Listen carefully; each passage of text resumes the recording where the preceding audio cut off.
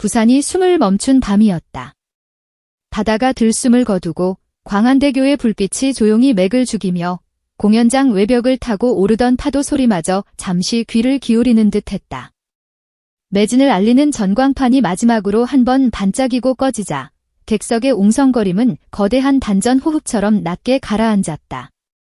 김용빈의 이름이 호명되기 직전 무대 뒤편의 검은 커튼 너머로 흘러나온 것은 한 줄기 전통 장단의 심장박동, 그리고 스며드는 듯한 스트링 패드의 현대적 음색이었다.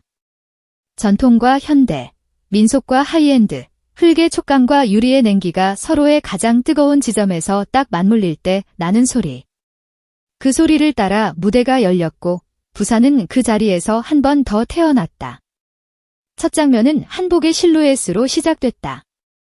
오방색의 질서를 최소화한 절제의 팔레트, 검정과 백, 그 사이에 흐르는 은은한 금사와 자개 광택이 무대를 가로질렀다. 섬세한 상침이 만든 선이 조명에 닿아 유려한 산수화의 능선처럼 살아났고 허리에 감긴 곡선은 바닷바람 같은 호흡으로 넓게 퍼졌다. 저고리의 목깃은 단정했지만 그 아래로 떨어지는 도련은 현대적 테일러링의 언어를 품고 있었다. 전통의 형태를 유지한 채 패턴만큼은 최신의 재단 기법으로 정밀하게 맞물린 구조.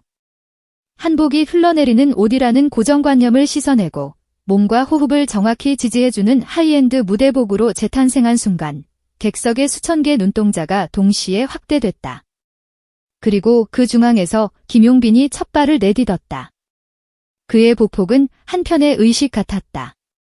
발끝이 바닥의 대나무 패턴 LED를 밟을 때마다 화면 속 대숲은 바람에 흔들리듯 미세하게 출렁였다. 소매 끝을 스치는 조명은 물 위에 달빛처럼 흔적만 남기고 사라졌고 관객은 그 흔적을 따라 시선을 옮겼다. 한복의 동정에 박힌 금사자수는 사군자의 선율을 형상화해 놓은 듯했고 소매 안감의 백색은 결계처럼 단정하여 손끝이 펼쳐지는 순간마다 부채 대신 빛이 피어났다. 음악은 장고의 굵은 채편 소리 위에 미니멀 신스가 겹쳐지는 구성이었다. 장단이 떨릴 때 베이스는 한 박자 뒤에서 밀어 올렸고 부드러운 현악은 고음으로 아치를 그리며 노랫말의 길을 닦았다. 이 조합은 의상을 더 빛나게 했고 의상은 음악을 명징하게 했다. 전통 곱하기 쌓인 현대 크로스오버의 정점이란 바로 이런 합의의 순간이었다. 부산의 밤 공기에는 패션의 문법이 노래처럼 섞여 있었다. 오프닝 룩이 끝나자마자 두 번째 변주가 이어졌다. 겉깃의 각을 조금 낮추고 도련의 끝선을 비대칭으로 잘라내며 새로운 실루엣을 설계했다. 고름은 소묘처럼 가늘게 묶여 목선을 따라 흘렀고 안고름 자리에는 보이지 않는 마그넷 훅이 숨겨져 움직임의 자유를 극대화했다. 치마의 말기는 한지를 닮은 초경량 섬유로 제작되어 무대 바람을 가장 섬세하게 받아냈고 허리끈 안쪽에는 땀을 흡수하는 친환경 라이닝이 더해져 한 곡을 온전히 소화하고도 주름이 무너지지 않도록 잡아주었다. 디테일은 완벽했고 완벽함은 곧 스토리가 되었다.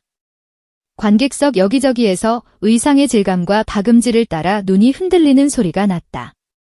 보통의 공연에서 의상은 무대의 요소일 뿐이지만 이 밤의 한복은 하나의 주연 배우였다. 무대 스크린에는 부산의 바다와 유리 같은 빌딩 외벽, 그리고 옛 골목의 초록 대문이 교차 편집되어 흐르고 있었다. 김용빈의 목소리가 후렴으로 꺾이는 순간 스크린의 바다는 먹으로 번졌고 테크토닉한 미세 LED가 먹의 번짐을 입체로 재현했다. 먹빛의 물결과 한복의 금사, 그리고 보컬의 미세한 비브라토가 서로를 비추며 하나의 장면을 만들었다. 그 장면은 한 장의 화폭이자 한 벌의 옷, 그리고 하나의 노랫말이었다. 관객은 그 장면을 정확히 기억했다. 왜냐하면 그 순간 부산은 도시가 아니라 의상과 음악이 건설한 가상의 궁이 되었기 때문이다. 이 투어가 단지 공연이 아니라고, 패션 브랜드 팬덤이 올인원으로 결합한 프로젝트라고 사람들은 공연 시작 전부터 말하고 다녔다. 그래서였을까? 객석에는 브랜드의 크리에이티브 디렉터와 바이어, 지역 장인과 신진 디자이너, 한복 리폼을 배우는 학생들이 나란히 앉아 있었다.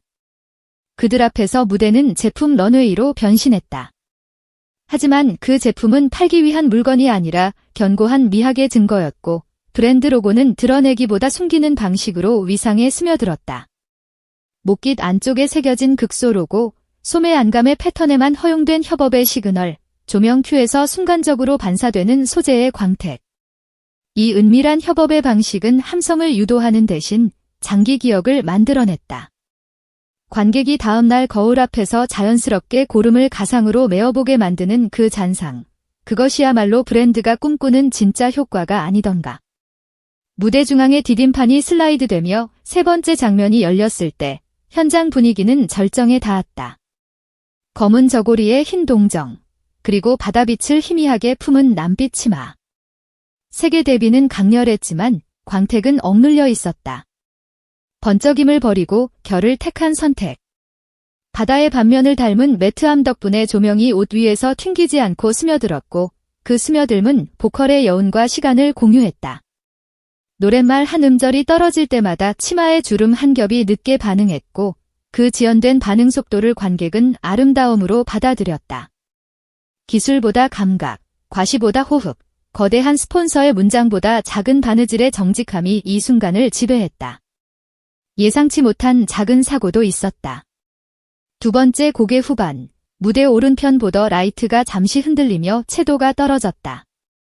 객석은 순간 정적에 휩싸였지만 김용빈은 미소로 한 호흡을 더 끌었다.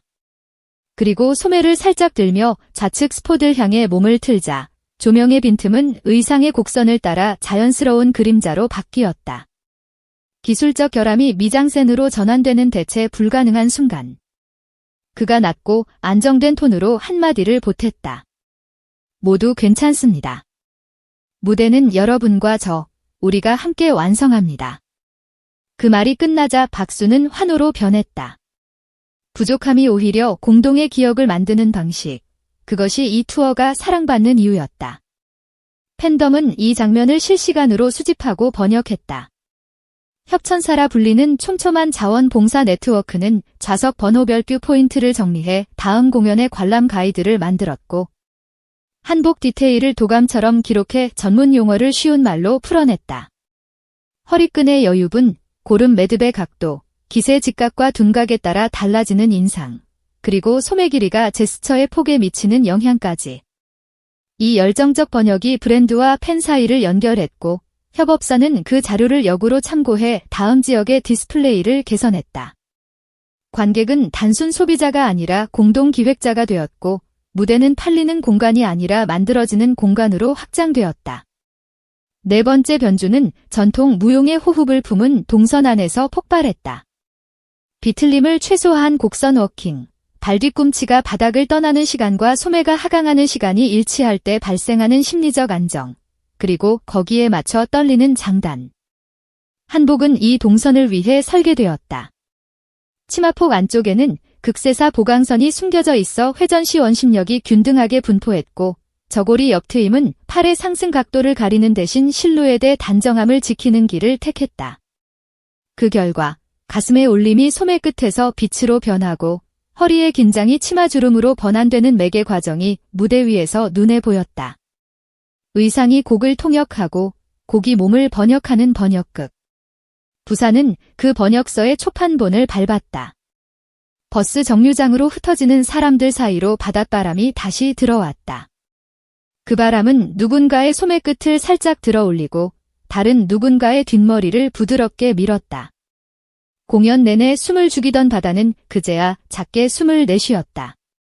오늘의 부산은 무대를 보러 왔다가 한 벌의 옷으로 도시를 입고 돌아갔다. 그리고 그 옷의 안감에는 아주 작은 문장이 붙어 있었다.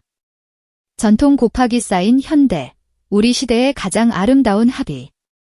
패션 브랜드 팬덤 올인원 프로젝트는 그 합의를 노래로 봉인했고 김용빈의 강렬한 존재감은 그 봉인을 다시 열어 다음 도시로 데려갈 준비를 마쳤다. 부산이 숨어졌던 이유, 그것으로 충분했다.